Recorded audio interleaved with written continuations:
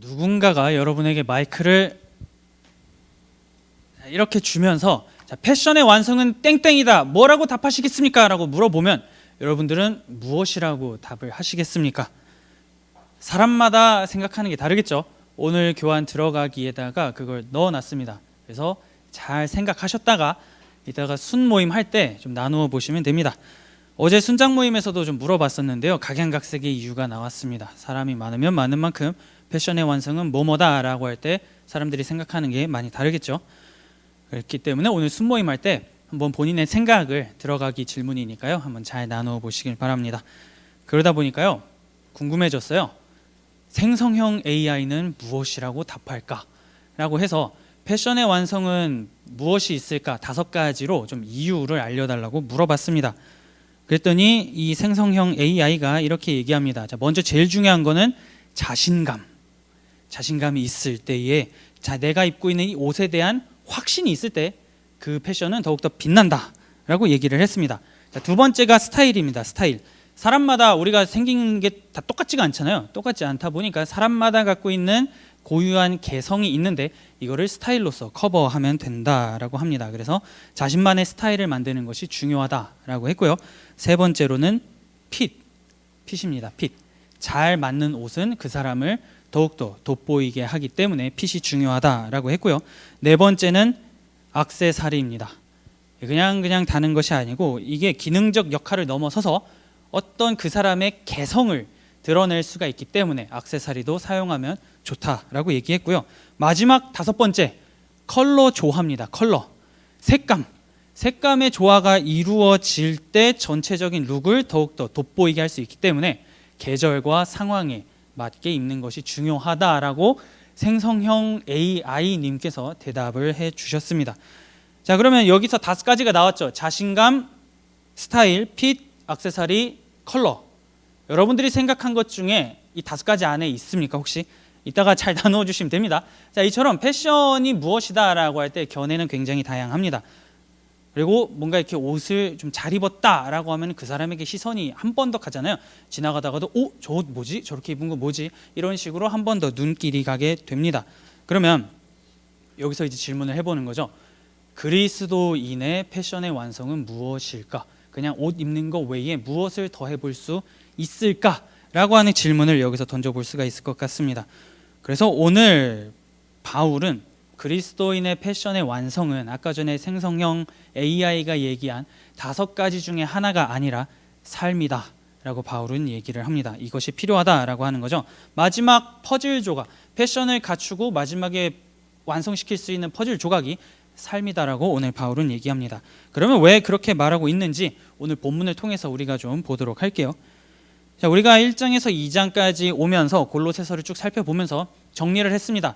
구원은 예수 그리스도로 충분하다라고 바울이 얘기한 거를 우리가 같이 함께 정리를 했었습니다. 그래서 이제 바울은요, 그래요, 예수 그리스도가 구원에 충분합니다. 그러면 이 충분한 걸 가지고 도대체 이 땅 가운데에서 어떻게 살아낼 겁니까? 라고 할 때 이렇게 살아내시면 됩니다라고 오늘 본문 가운데에서 얘기합니다. 자, 한번 보도록 할게요. 오늘 말씀 1절입니다. 그러므로 너희가 그리스도와 함께 다시 살리심을 받았으면 위의 것을 찾으라. 거기는 그리스도께서 하나님 우편에 앉아 계시느니라. 황제가 구원을 줄 수 있다라고 하는 거에서 거부한 것이 그리스도인이라고 우리가 같이 나눴었죠. 그러면 황제를 따르고 황제가 원하는 것을 바치고 할 때 거기서 구원이 오고 황제가 요구하는 대로 살아가는 것이 우리의 삶이다 라고 규정을 한 상태에서 바울은 그게 아니고 그리스도를 따라가는 것이 여러분들의 삶의 양식이 되어야 합니다 라고 얘기하면서 이 주 예수를 주로 모시는 자의 삶은 위의 것을 찾는 것입니다 라고 1절에서 얘기합니다. 시작부터 아리송합니다. 위의 것을 찾으라. 무슨 말일까요? 뭔가 추상적이긴 한데 대략적으로 뭘 얘기하는 것 같다는 아마 여러분들의 머릿속에 있을 겁니다. 그럼에도 불구하고 위의 것을 찾으라라고 했을 때 도대체 위의 것이 뭔데 이걸 찾는 게 우리에게 도움이 되냐, 나에게 도움이 되냐라고 생각을 할 수가 있어요. 근데 이 표현은 이렇게 보시면 됩니다. 위의 것이라고 하는 것은 예수님께서 십자가에서 죽으시고 부활하신 다음에 하늘로 올라가셨죠. 그 위에 계시죠. 위의 것을 찾으라라고 할 때는 예수 그리스도를 찾아야 한다. 하늘로 올라가신 예수 그리스도를 계속해서 생각해야 한다라고 바울이 얘기를 합니다. 그러면서 옆에 하나 더 붙입니다. 그분은 하나님 우편에 앉아 계신다. 우편, 오른쪽에 앉아 있다라고 하는 거예요. 자, 사도신경 우리가 예배 처음에 이제 들어갈 때 사도신경을 고백하는데 거기에서도 같은 표현이 나오죠. 전능하신 하나님 우편에 앉아 계시다가 저리로서 산 자와 죽은 자를 심판하러 오시리라 라고 우리가 고백을 합니다. 그렇기 때문에 우편이라고 하는 것은 예수 그리스도께서 우리가 지금까지 쭉 살펴봤듯이 만물에 대한 통치권을 가지고 계시고 그것에 대해서 그 통치권을 행사하실 수 있는 그 위치에 그 자리에 지금 계셔서 이제 그거를 행하시고 계신다. 그렇기 때문에 위에 계시는 그리스도를 생각하고 찾아야 합니다라고 바울이 얘기를 하고 있다라고 우리가 정리를 할 수가 있습니다. 시편 110편 1절을 같이 함께 잠깐 보도록 하겠습니다. 여호와께서 내 주에게 말씀하시기를 내가 내 원수들로 내 발판이 되게 하기까지 너는 내 오른쪽에 앉아 있으라 하셨도다. 자, 바울이 이 성경 구절을 인용한 겁니다. 시편 110편 1절에 너는 내 오른쪽에 앉아 있으라 하나님께서 말씀을 하신 거거든요. 근데 원수를 다 짓밟을 때까지 있어라 권한을 주셨다라고 하는 것을 우리가 보게 됩니다. 그래서 성경에서 뭔가 이 하나님 오른쪽, 우편 이런 걸 얘기할 때는 통치, 권세, 권능, 다스림 이런 거를 상징적으로 나타냅니다. 그런데 여기에 한 가지가 더 있는데요. 우편이라고 하면은 그분께서 우리의 피난처가 되신다라고 하는 것도 그 의미에 들어갑니다. 시편 121편 5절입니다. 여호와는 너를 지키시는 이시라 여호와께서 내 오른쪽에서 내 그늘이 되시나니. 당연히 전능하신 분께서 그 통치권을 가지고 계신 분께서 우리 편에 계시기 때문에 안전할 수 있다라고 하는 것을 이 시편 기자의 고백을 통해서 우리가 볼 수 있죠. 그렇기 때문에 바울은 지금 얘기하고 있는 겁니다. 그리스도께서 죽고 부활하시고 하늘로 올라가셨습니다. 하늘로 올라가신 다음에 그걸로 끝난 게 아니고 그 위에서 만물을 다스리시는 그 머리가 되시는 그 통치권을 가지고 여전히 오늘날에도 그 능력을 행사하고 있으니 그분을 찾으십시오. 그분을 생각하십시오. 그분을 붙잡으십시오라고 바울이 지금 얘기하고 있는 것이죠. 오직 그리스도만이 여러분들을 다스릴 수가 있는 것이지 황제나 거짓 교사들의 가르침이나 기타 등등이 여러분들의 삶을 주장할 수가 없습니다. 그렇게 하지 않도록 예수를 찾으십시오라고 지금 바울이 말을 하고 있는 겁니다. 그렇기 때문에 위의 것이라고 하면은 예수님이다라고 우리가 정리를 할 수가 있어요. 근데 바로 다 뒤이어서 나오는 본문을 보면 땅의 것이라고 하면서 위랑 땅, 하늘과 땅 하면 완전히 반대가 되죠. 그런 것들은 찾지 말라라고 합니다. 그렇다면 땅의 것은 예수 그리스도가 아닌 다른 무언가라고 우리가 볼 수가 있겠죠. 이거를 대표적으로는 지금 바울이 계속해서 비교하고 있는 황제를 의미할 수도 있습니다. 땅의 것 찾지 마십시오. 황제가 여러분들에게 구원을 줄 수 있는 것이 아닙니다. 거짓 교사들이 무언가 자꾸 가르침으로 이걸 해야만 구원을 받을 수 있다라고 하는데 그런 것들을 찾지 마십시오라고 바울이 얘기를 하고 있는 거죠. 바뀐 신분에 맞게 그리스도 안에 들어간 자, 그리스도를 주로 모신 자의 그 신분에 맞는 삶을 살기 위해서 위의 것을 찾아야 합니다라고 그는 얘기합니다. 그런데요, 그럼에도 불구하고 여전히 질문은 있겠죠. 황제는 보이잖아요. 물론 골로새 지역에서 로마 황제가 어떻게 생겼냐라고 할 때는 어떻게 생겼는지 알 길이 없습니다. 알 길은 없으나 뭔가 저 로마에 실존하는 황제다, 실존하고 있다라고 하는 거는 이해가 있다 보니까요. 황제가 황제한테 잘못 보이면은 뭔가 안 될 것 같아. 근데 예수님은 안 계시잖아요. 올라가셨어요. 승천하셔서 안 계신단 말입니다. 그러다 보니까 이 보이지 않는 예수라고 하는 자를 믿을 때 이게 진짜 정말로 우리에게 도움이 되는가, 우리가 이 예수를 통해서 구원을 받을 수 있는 것이 맞는가라고 하는 그러한 불안감은 아무리 강조해도 지나치지 않을 겁니다. 이것 삐끗했다가는 가뜩이나 골로새 지역은 지금 점점 쇠퇴해가는 도시입니다. 예수를 추종했다가 황제의 지원이나 기타 등등 다른 것도 끊기면 이대로 우리 도시는 괴멸하는 거 아니냐라고 하는 그 불안감이 있었기 때문에 이들은 계속해서 궁금했던 것 같습니다. 그럴 때 바울이 이렇게 얘기합니다. 오늘 말씀 3절입니다. 이는 너희가 죽었고 너희 생명이 그리스도와 함께 하나님 안에 감추어졌음이라. 여러분들은 땅의 것에 대해서 이미 죽었습니다라고 바울이 얘기합니다. 땅의 것을 생각하는 것들은 이미 죽었기 때문에, 여러분들 안에서 죽었기 때문에 이제 이거 생각하지 마십시오. 그리고 그리스도께서 통치권을 가지고 이 땅을 다스리시기 때문에 여러분들의 생명은 하나님 안에서 숨겨졌습니다. 그 누구도 하나님 안에서 여러분들을 끄집어내 가지고 여러분들의 모든 것들을 공격할 수가 없습니다. 여러분들의 영혼을, 여러분들의 구원을 끊어낼 수 없습니다라고 바울이 오늘 3절을 통해서 말을 하는 겁니다. 정리를 하면 그 무엇도 여러분들을 해할 수 있는 권세가 있지 않습니다. 그러니 위의 것 찾아야 합니다라고 그가 얘기를 하고 있는 거죠. 그래서 성도는 그리스도 안에서 안전하다라고 하는 확신과 그리스도의 통치를 내가 지금도 받고 있다라고 하는 그것을 가지고 위의 것을 찾아야 하는 존재다.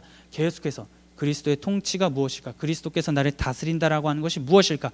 그 통치를 받는 자는 어떻게 살아야 할까라고 하는 것을 계속 24시간 내내 바울은 생각해야 한다라고 말을 합니다. 그러면서 이거를 계속 생각하다 보니까 하늘의 것, 위의 것과 대치가 되는 땅의 것은 이제 여러분들은 더는 생각하지 마십시오. 답습하지 말라고 얘기하죠. 5절입니다. 그러므로 땅에 있는 지체를 죽이라. 곧 음란과 부정과 사욕과 악한 정욕과 탐심이니 탐심은 우상 숭배니라. 우상 숭배 정말 자주 나왔죠. 우리가 호세아서를 통해서 진짜 많이 살펴봤습니다. 그렇기 때문에 굳이 무엇이다 라고는 말씀을 안 드려도 될 것 같아요. 그런데 왜 음란이 우상 숭배랑 연결이 되느냐라고 할 때 이제 우리는 그 의미를 알고 있습니다. 알게 되었죠. 호세아서를 통해서 우리는 좀 봤습니다. 이것이 왜 우상 숭배이며 이것이 왜 하나님의 진노를 촉발하는지를 우리는 지난 시간 동안 살펴봤습니다. 그렇기 때문에 지금 바울도 동일하게 얘기합니다. 6절에서 7절입니다. 이것들로 말미암아 하나님의 진노가 임하느니라. 너희도 전에 그 가운데 살 때에는 그 가운데에서 행하였으나. 여러분들이 복음을 아직 듣지 못했을 때, 복음이 여러분들의 삶 가운데에 아직 들어오지 못했을 때는 여전히 여러분들이 이걸 알지 못하니까요. 그냥 이렇게 하나님의 진노를 촉발하는 음란과 부정과 탐심과 우상 숭배하고 이런 것들을 했던 거 압니다. 그래서 하나님께서 진노를 촉발하신 것도 압니다. 그러나 이제는 알게 되었으니 여기서부터 멀어지셔야 됩니다라고 바울이 얘기하고 있죠. 자, 성경을 우리가 좀 읽다 보면요, 물론 하나님의 상이 위로의 모습으로 많이 나타납니다. 예수님 얼마나 따스하십니까? 수고하고 무거운 짐진 자들아 다 내게로 오라. 이렇게 굉장히 위로가 되시는 분이시기도 합니다. 그러다 보니까 하나님의 진노, 오늘 본문에서 나온 것처럼요, 하나님의 진노, 여호와는 질투하시는 자다, 다 죽이겠다 라고 하는 하나님의 이러한 모습은 사뭇 불편하기도 합니다. 그러나 사랑의 반대는 무관심이죠. 사랑하기 때문에 간섭하는 거고, 사랑하기 때문에 한마디 더 하는 거지, 사랑이 없으면 그 사람이 어떻게 살아가든 관심을 끕니다. 그 사람이 어떻게 살아가든지 무엇을 하든지 관심을 가지지 않죠. 그래서 오늘 본문에서 하나님께서 진노하시고 하나님께서 질투하시고 이런 거 하지 마라 라고 할 때는 이들이 유대인도 아니고 할례받지도 못한 그러한 이방인임에도 불구하고 이들을 향해서 지금 하나님께서 사랑을 쏟아붓고 계신다, 이방인들도 하나님 안에 들어온 자들이 맞다라고 하는 것을 오늘 본문을 통해서 우리가 보게 됩니다. 진노가 임한다라고 할 때는 이방인들조차도 여러분들도 하나님의 사랑을 받는 존재가 맞습니다라고 바울이 얘기를 하고 있는 것이죠. 그렇기 때문에 왜 하나님의 진노가 임하는지를 여러분들이 알게 된다면 위의 것을 찾으면서 그 모든 것들을 끊어내십시오라고 바울이 말을 하고 있습니다. 그래서 그리스도와 함께 살아난 존재, 함께 죽고 함께 살아난 오늘날 살아가는 우리 모두는 하나님의 사랑을 받는 자이니 당연히 위의 것을 찾아야 합니다라고 바울이 계속해서 말을 하고 있는 거죠. 그러면서 이 위의 것을 찾아가는 자는 옷을 입는다라고 얘기합니다. 이 찾는 자는 옷을 이렇게 여러 가지를 입는다라고 해요. 오늘 말씀 10절입니다. 새 사람을 입었으니 이는 자기를 창조하신 이의 형상을 따라 지식에까지 새롭게 하심을 입은 자니라. 지식, 여호와를 아는 지식, 호세아서 딱 나왔죠. 하나님을 아는 지식에까지 자라가기 위한 그 새 사람의 옷을 입어야 한다. 그리고 우리는 이미 입었다라고 바울이 얘기합니다. 자, 이 새 사람이라고 하는, 새롭게 된 사람이라고 하는 옷을 입은 자가 위의 것을 찾는 자다라고 그가 지금 얘기하고 있죠. 그런데 이 하나의 옷을 입기 위해서 버려야 되는 옷이 굉장히 많습니다. 분함, 노여움, 악의와 비방, 거짓말 이러한 것들을 우리는 벗어버려야 됩니다. 이 옷을 그냥 입지 말고 당장 던져버리십시오라고 바울이 얘기하고 있는 거죠. 그래서 이 옷들을 가리켜서 바울은 옛사람이라고 정리를 합니다. 옛사람의 습관들을 옷의 개념으로 들고 와서 이거를 벗으십시오. 벗은 다음에 새 사람으로 이루어지는 이 모든 것들을 다시 입고 살아가십시오라고 그는 지금 얘기하고 있는 거죠. 그런데 이 옷은 당시 사람들은 신분에 따라서 자신의 옷에 대해서 그 색감을 나타내기도 했습니다. 그런데 이 세 사람의 옷은 누구나 자유롭게 입는 옷이다라고 바울이 얘기합니다. 오늘 말씀 11절입니다.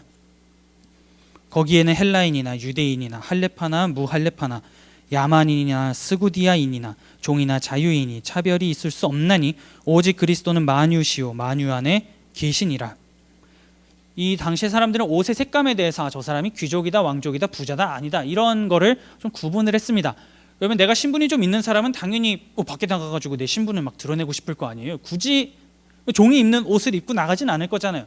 여러분 제가 왕족입니다, 제가 귀족입니다, 제가 돈 많습니다 라고 하는 표식을 딱 들고 밖으로 나가면 사람들이 저분이 이런 분이구나 라고 할 거란 말이에요. 그런데 바울은 그리스도로 옷 입을 때, 새 사람을 입을 때의 이 옷은 신분에 상관없이 예수 안에 있다면 누구나 다 입을 수 있는 그러한 옷이라고 지금 얘기를 합니다. 그렇기 때문에 이 옷을 입을 때 신분, 계급, 재물, 능력 이런 거에 차이가 있을 수 없다라고 지금 바울이 얘기하죠. 그리스도 안에서는 그 어떤 인종도 우위에 있을 수 없고 할례를 받았느냐 받지 않았느냐라고 하는 걸로 우위에 설 수 없다라고 그는 얘기합니다. 그리스도 안에서 용납이 되었다라는 것을 안다면 여러분들도 용납하는 인생을 사십시오 라고 지금 바울이 얘기하죠. 새 사람의 옷을 입은 자는 바꾸어 말하면 타자를 받아들이는 삶을 사는 자들이다 라고 지금 바울이 정리를 하는 겁니다. 로마 사람들은 우리 외에 나머진 다 야만인 이런 식으로 봤습니다. 그러면 이 골로새 지역이 오늘날 튀르키예 쪽 지역입니다. 이 야만인이에요, 이 사람들은. 그러면 이 사람들도 기분이 나쁘잖아요. 그러니까 우리 외에 우리보다 조금 약간 덜 떨어진 이 자들이 야만인이다. 얘네가 우리보다 좀 덜 떨어지는 종이다. 너와 나는 계급의 차이, 신분의 차이, 능력의 차이가 있으니 가까이 오지 마라. 이러한 계급적인 신분 제도가 굉장히 강했던 시대가 이 시대입니다. 이러한 시대에 바울이 굉장히 혁명적인 말을 하고 있는 거죠. 그리스도 안에서는 그 어떤 인종도 우위에 설 수 없다. 그 누구도 뛰어나다라고 말할 수 없다. 모두가 이 옷을 입을 수 있는 자격이 있고 이 옷을 입는 자 그 모두는 타자를 거부하는 것이 아니라 타자를 받아들이고 품고 사랑하고 용납하는, 세상이 지금 이거를 추구하지 않는 모습을 보이며 살아가야 한다라고 오늘 바울이 얘기를 하고 있는 거죠. 그러니 이거 얼마나 어려웠겠습니까? 계급 사회에 익숙하다라고 하면 내가 가지고 있는 계급이 곧 권력이고 힘입니다. 이거를 사용하고 싶지, 누가 사용하고 싶지 않겠어요? 내 집에 있는 저 종이 나랑 똑같다고, 저 종이 나랑 똑같은 선상에 있는 형제고 가족이고 자매라고 라고 하는 거를 이 당시에 살아가는 사람들이 이 세계관부터 깨부셔야 됐습니다. 그래서 바울이 얘기하는 겁니다.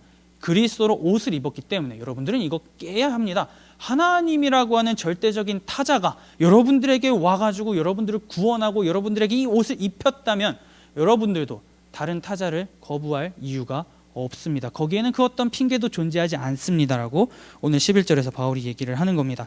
그렇기 때문에 공동체 안에서 이 시대에 나보다 뭔가 좀 덜 배웠고 나보다 뭔가 좀 떨어지고 나보다 경제적인 능력이 없고 종이라고 할지라도 그에게 그가 지금 입고 있는 것은 새 사람의 옷이니 같은 선상에서 같이 봐주셔야 합니다라고 바울이 얘기하고 있는 거죠.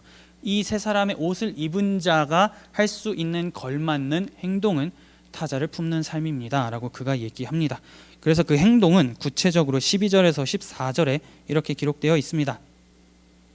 그러므로 너희는 하나님이 택하사 거룩하고 사랑받는 자처럼 긍휼과 자비와 겸손과 온유와 오래 참음을 옷 입고 누가 누구에게 불만이 있거든 서로 용납하여 피차 용서하되 주께서 너희를 용서하신 것 같이 너희도 그리하고 이 모든 것 위에 사랑을 더하라. 이는 온전하게 매는 띠니라. 바울이 사람들이 이해할 수 있게끔 계속 옷이라고 하는 그 비유를 통해서 막 계속 설명을 하고 있습니다. 자, 세 사람이 입어야 할 옷은 긍휼, 자비, 겸손, 온유, 오래 참음, 이러한 옷을 입어야 된답니다. 벗는 게 아니고 입어야 돼요. 입은 다음에 여기 위에 겉옷으로 무엇을 마지막에 입어야 되냐면 사랑이라고 하는 옷을 입어야 된다라고 바울은 얘기합니다. 자, 겉옷이 사랑이에요. 이 말은 무엇이냐면 이 그리스도인들이 밖으로 딱 나갔을 때 사람들이 그리스도인들을 볼 때 입는 옷이 사랑인 거죠. 그러면 그리스도인은 밖에 나가서 살아갈 때에 사랑을 보여주고 실천할 수 있는 존재가 되어야 한다라고 지금 바울이 얘기합니다. 그렇기 때문에 사랑은 온전하게 매는 띠라고 지금 얘기를 하는 거죠. 그리고 여기서 긍휼, 자비, 온유, 오래 참음 이러한 덕목들이 참 많죠. 이 안 좋은 말이 아니에요. 되게 좋은 말인데 이거를 한 단어로 치환하면 관용으로 바꿀 수가 있습니다. 그런데 이 관용은 당시에 사람들이 가장 고귀하고 고결하게 정리하던 생각하던 하나의 개념이었습니다. 그래서 돈 있고 힘 있고 능력이 있는 자는 내가 얼마나 관대하고 내가 얼마나 관용이 있는지를 보여줄 수 있어야 했어요. 보여야만 했습니다. 그리고 사람들은 그걸 보고 정말 저분은 참 너무나 관대해, 정말 저분은 관용이 너무 뛰어나, 저분 너무 좋은 사람이야, 이러한 거를 보여줄 수 있어야 했습니다. 바울은 그거를 돈 있는 자가 하는 것이 아니라 여러분들이 이 삶을 살아내십시오 라고 말을 하고 있는 겁니다. 그리고 이러한 것들, 긍휼, 자비, 겸손, 온유, 오래 참음, 이런 거는 한낱 종이 그저 하루 벌어 하루 먹고 사는 낮은 하천민 계급들이 할 수 있는 것이 아니라 좀 부유하고 지식이 있는 당대의 엘리트층들이 추구하던 개념이었습니다. 그런데 지금 바울은 그 모든 개념을 가지고 여러분들이, 당대의 사람들이 너무나 바라고 너무나 삶으로 살아내고 싶어하는 이 모습을 다른 누구도 아닌 새 사람의 옷을 입은 여러분들이 보여주십시오라고 지금 바울이 얘기를 하고 있는 거죠. 엘리트층들이 추구하고 손에 넣기 위한 그 삶의 양식을 이들이 다른 데서 찾는 게 아니라 여러분들이 거리에 나갔을 때 여러분들이 딱 보는 순간 저거를 어떻게 저들이 하고 있지? 라고 하면서 여러분들이 그 삶을 살아내야 합니다라고 지금 바울이 얘기를 합니다. 꿈꾸는 인간상의 궁극적인 모습을 이방인이고 할례받지도 못한 여러분들이 하셔야 된다라고 지금 얘기하는 거죠. 골로새 교회의 구성원, 누가 보면 굉장히 이상한 오합지졸과도 같은 그러한 모임이지만 여러분들은 할 수 있습니다. 이거를 추구하십시오라고 그가 얘기합니다. 자, 1세기에 예수를 믿는다라고 하는 건 사회적인 부담감 굉장히 많았습니다. 오늘 나하고 같이 우호적인 관계를 지냈다가도 내가 예수를 믿는다라고 하는 걸 저 사람이 알면 그날로 그냥 관계가 끊깁니다. 왜 굳이 저 인간과 대화를 해야 되냐? 왜 굳이 저 사람과 물건 거래를 해야 하냐? 왜 도와줘야 되냐? 이러한 게 비일비재했습니다. 그렇기 때문에 나 예수 믿습니다라고 하면은 이 골로새 교인들이 이 골로새 지역에서 치러야 하는 대가는 너무 분명했던 거죠. 삶을 살기가 굉장히 팍팍했을 겁니다. 누구 하나 도와주는 사람 없고 내가 물건을 사고 양식을 사고 이런저런 것들을 삶을 영위할 수 있는 가장 기초적인 것도 하고 기초적인 걸 하고 싶어서 밖으로 나가도 그거를 쉽게 할 수 없었던 것이 1세기의 예수를 믿는 자들의 삶이었습니다. 그럼에도 불구하고 바울은 이거를 살아내라고 하는 거죠. 그러면 골로새 교인들이 당연히 부담감을 가진단 말이에요. 위의 것을 찾는 게 뭐 좋다, 좋은데 그거 찾다가 지금 본인들 인생이 완전히 지금 송두리째 망하고 있지 않습니까? 눈에 보이는 게 그렇단 말이에요. 그러다 보니까 당연히 계속해서 걱정과 불안과 연민을 가지고 삶을 살아갑니다. 그게 이상한 게 아니에요. 그렇기 때문에 바울은 계속해서 얘기하는 겁니다. 그럼에도 불구하고 여러분들이 이 삶을 살아냄으로 말미암아 그리스도를 믿는다라고 하는 그 확신이 여러분들의 삶에서 분명하게 나타날 수 있도록 하십시오라고 그가 얘기하는 거죠. 혐오스러운 십자가, 십자가는 굉장히 혐오스러운 겁니다. 저번에도 한번 말씀드렸지만 사람이 서로 싸우다가 기분이 감정이 격해져 가지고 막 욕을 하잖아요. 욕을 할 때 이 십자가에 달려 죽을 놈아, 이게 제일 심한 욕이었습니다. 그런데 예수 그리스도가 바로 그렇게 그 심한 욕을 할 수 있는 그 십자가에 달려 죽었습니다. 자, 예수를 믿는, 복음을 듣고 회심한 자들이 아닌 외부의 시선으로 보면요, 그냥 한낱 중동의 어떤 남자 청년이 정치적으로 사람들 선동하다가 십자가에 달려 비참하게 죽었는데 그게 너무 불쌍하니까 사람들은 좀 추앙하자, 이런 식으로밖에 이해를 못했습니다. 왜냐하면 신은 불멸이어야 되지 부활은 절대로 신은 할 수 없다라고 생각을 했거든요. 그러다 보니까 이러한 관점들이 있기 때문에 내가 예수 믿습니다 라고 한다면 제발 좀 정신 차려라, 그거는 신이 아니야, 그거는 종교가 아니야 라고 하는 주변 사람들의 그 외침에서도 바울은 버텨내라, 위의 것을 찾음으로 이겨내라 라고 얘기를 하고 있는 겁니다. 그리스도를 따르는 삶이 세상의 경멸 어린 시선이 계속해서 다가온다 할지라도 여러분들이 긍휼, 자비, 겸손, 오래 참음, 온유, 그리고 그 위에 사랑을 입음으로 말미암아 도대체 우리가 이렇게 경멸 어린 시선을 보내고 이렇게 저들이 혐오함에도 불구하고 어떻게 우리가 추구하는 저 궁극적인 인간상의 모습을 포기하지 않고 살아낼 수 있는가라고 하는 궁금증과 질문을 계속해서 만들어내라고 지금 바울이 얘기하고 있는 겁니다. 나에게 구원을 준 그 주 하나님의 명예가 훼손되지 않을 수 있도록 우리는 밖에 나가서 그 명예를 지켜내는 삶을 살아야 한다라고 그는 얘기하는 거죠. 그러면 엘리트층들이 이걸 계속 보다 보면, 주변 사람들이 계속 보다 보면 뭐라고 생각하겠습니까? 도대체 예수가 뭐길래 저렇게까지 믿는 것인가? 도대체 예수가 저들에게 어떠한 의미를 가지고 있길래 저들이 저렇게 헌신하면서 모든 걸 다 잃어버려도 예수를 따르는 자로 사는 삶을 포기하지 않는 것인가? 이런 생각 당연히 하겠죠. 그거를 보여주라는 겁니다. 그리고 그들이 와서 왜 예수를 이렇게까지 믿습니까? 우리가 지금 모든 관계를 끊어내고 알아서 당신들 살다가 뭐 하든지 말든지 이런 식으로 함에도 불구하고 왜 이렇게 예수를 믿습니까? 라고 할 때 내가 이렇기 때문에 믿습니다. 위의 것을 찾는 자의 삶이 이것이기 때문입니다. 라고 하는 것을 보여주라고 지금 바울이 얘기하고 있는 겁니다. 그걸 하기 위해서 그럼 마음이 평안해야 할 수 있을 거 아니에요. 계속 불안하면 이거 하다가 잘못되면 어떡하지? 계속 한단 말이에요. 그렇기 때문에 그리스도의 평강이 여러분들을 주장하게 하면서 여러분들은 사랑이라고 하는 것을 겉옷으로 입고 보여주십시오라고 그는 얘기합니다. 그것을 위해서 우리는 부르심을 받은 자들입니다라고 말을 하는 거죠. 그 부르심이 있기에 새 사람의 옷을 입고 걸어갈 수가 있는 거고, 그 길을 걸어갈 수 있기에 신자는 동력을 받기 위해서 한 가지가 더 필요하다라고 바울이 얘기합니다. 말씀 안에 거하는 삶이 너무나 중요하고 필요하다라고 바울이 얘기하죠. 오늘 말씀 16절에서 17절입니다. 그리스도의 말씀이 너희 속에 풍성히 거하여 모든 지혜로 피차 가르치며 권면하고 시와 찬송과 신령한 노래를 부르며 감사하는 마음으로 하나님을 찬양하고 또 무엇을 하든지 말에나 일에나 다 주 예수의 이름으로 하고 그를 힘입어 하나님 아버지께 감사하라. 먼저 말씀이 신자 안에 풍성히 거해야 된다고 바울이 지금 얘기합니다. 새 사람의 옷을 입고 살아가는 신자는 말씀이 그 안에 가득하기 때문에 세상을 바라보는 눈이 남들과 다르다라고 지금 얘기를 하고 있는 거죠. 내가 속한 이 땅 가운데에서 예수 그리스도의 시선을 가지고, 하나님의 시선을 가지고 이 옷을 입고 어떻게 살아낼 수 있을까라고 하는 것을 계속해서 고민하라라고 얘기합니다. 그 삶을 살아내십시오. 그 옷에 걸맞는 행동을 여러분들은 해야만 합니다라고 그는 얘기합니다. 그래서 18절 이하부터는 그 삶이란 가정에서, 사회에서 이런 모습으로 나타나야 하는 겁니다라고 바울이 쭉 설명을 합니다. 그거를 요약하면 이렇게 할 수 있을 것 같아요. 23절입니다.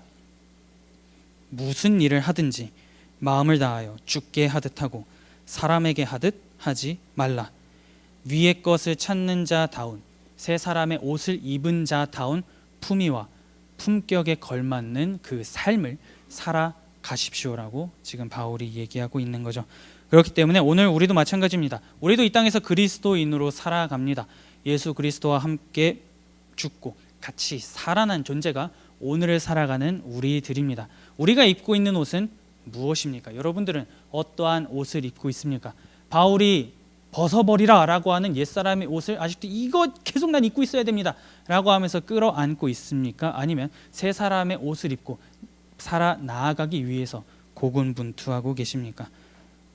그렇기 때문에 어떤 옷을 입고 어떤 삶을 살아갈 것이냐라고 하는 고민은 우리는 늘 하면서 살아가야 됩니다. 많이 해야 돼요. 계속 해야 돼요. 나의 행동이, 내가 이 땅 가운데서 그리스도인으로 살아가는 삶의 모습이 저들에게 어떻게 비추어질까? 내가 하는 행동 하나하나가 저들이 하나님을 믿는 데에, 하나님을 알아가는 데에 도움이 될까? 아니면 도움이 되지 않을까? 이런 거를 매 상황, 시간, 순간마다 고민하면서 살아가야 하는 것이 오늘을 살아가는 우리들이라고 할 수가 있습니다. 그래서 믿는 자건 안 믿는 자건 우리 주변에는 수많은 사람들이 있습니다. 그들이 우리의 삶을 보면서 흥미를 가질 수 있을 때까지 우리는 새 사람의 옷을 입은 자로서의 삶을 살아가야 하는 겁니다. 우리가 예수를 믿음으로, 예수를 믿으며 살아가는 삶이 그 은혜가 너무나 감격해서, 그분이 너무나 고귀하신 분이기 때문에 그분의 이름을 먹칠하지 않기 위해서, 그분의 은혜와 사랑이 땅바닥에 짓밟혀가지고 그저 한낱 사람들의 조롱거리로 전락하지 않게 하기 위해서 나는 어떤 옷을 입고 이 땅 가운데서 살아갈 것인가 라고 하는 것을 우리는 계속해서 고민을 해야 한다라고 하는 거죠. 그러면 한 주간의 삶을 한번 돌아봅시다. 어떤 옷을 입고 사셨습니까?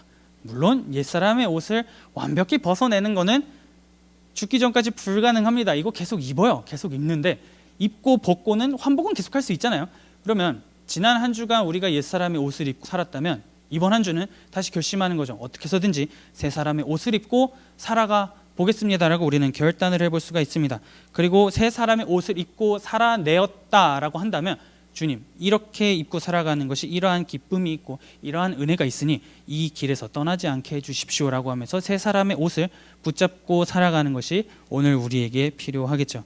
여전히 이 땅에선 유혹과 죄가 많이 있습니다. 우리가 새 사람의 옷을 입었지만 아직 예수 그리스도께서 이 땅 가운데 오셔가지고 모든 걸 다 정리하신 게 아니기 때문에 우리는 그 긴장의 상태를 살아갑니다. 그럼에도 불구하고 우리는 힘써 싸워야만 합니다. 왜냐하면 우리는 이미 새 사람의 옷을 입은 존재이기 때문에 우리는 이 땅 가운데에서 힘써 고군분투하며 살아가는 것이 너무나 필요한 것이죠. 새 사람의 옷을 벗지 않기 위해서 말씀 안에 풍성하게 거하기 위해 우리가 할 수 있는 모든 방법을 다 강구해서 해야 됩니다. 큐티를 한다든지 하루의 말씀의 일정 부분 읽는다든지, 읽는 것도 안 되고 뭐 너무 시간이 바쁘다 그러면 드라마 바이블이라도 듣는다든지, 운전하면서 기도를 한다든지, 운전하면서 찬양을 듣는다든지, 우리가 할 수 있는 일상 가운데 우리의 삶의 일부분을 계속해서 하나님으로 채우고 그리스도로 채워가는 그러한 노력이 오늘을 살아가는 우리들에게 필요합니다. 그렇게 할 때에 바울은 얘기하는 거죠. 무엇을 하든지 주께 하듯 할 수 있고 무엇을 하든지 하나님께 감사할 수 있습니다 라고 그는 얘기합니다. 그래서 그러한 습관이 쌓이고 그러한 옷 입기를 즐겨 할 때 사람들은 지나가다가 우리를 한 번씩 쳐다볼 겁니다. 뭐지? 라고 하면서 볼 거예요. 그러고선 물어볼 겁니다. 그 옷을 입은 이유가 무엇입니까? 왜 그 옷을 입고 있습니까? 그 옷을 입을 때에 분명히 손해가 있고 어려운 게 있는 게 눈에 빤히 보이는데 이 옷을 입고 살아가는 이유가 무엇인지 궁금합니다 라고 누군가가 물어본다면 이제 우리는 바울이 얘기한 것처럼 보여줄 수가 있는 것이죠. 내가 믿는 예수 그리스도는 이런 분이기 때문입니다. 이분이 주신 이 은혜가 이렇기 때문에 나는 이 옷을 벗어버리는 것을 포기하지 않고 입어가고 있습니다. 이거를 말할 수 있게 되는 겁니다. 그래서 위의 것을 생각하고 추구하는 자의 삶이 얼마나 아름다운 것이고 죄와 싸워가는 자의 모습이 얼마나 고결한 것인지를 여러분들이 각자의 삶의 자리에서 보여주십시오. 그렇게 우리가 흩어진 삶의 자리에서 그러한 삶을 살아갈 때에 사람들은 여러분들의 모습을 보고 아, 하나님이라고 하는 분이 이런 존재구나, 예수를 믿는 자의 삶의 모습이 이런 거구나 라고 하면서 관심을 가질 겁니다. 그리고 그렇게 그리스도인의 이 패션이라고 하는 것을 삶으로 완성시켜 나아갈 때 우리는 점차적으로 위의 것을 찾으며 그리스도께 가까이 나아가게 될 겁니다. 이것들을 기억하면서 이번 한 주간 바울이 얘기한 이 세 사람의 옷, 이것을 벗는 것을 포기하지 않고 계속해서 입고 살아가겠습니다. 어떻게 해서든지 입고 싸워 나아가겠습니다 라고 다짐하며 살아 나아갈 수 있는 저와 여러분들이 될 수 있기를 마음 다해 축복합니다.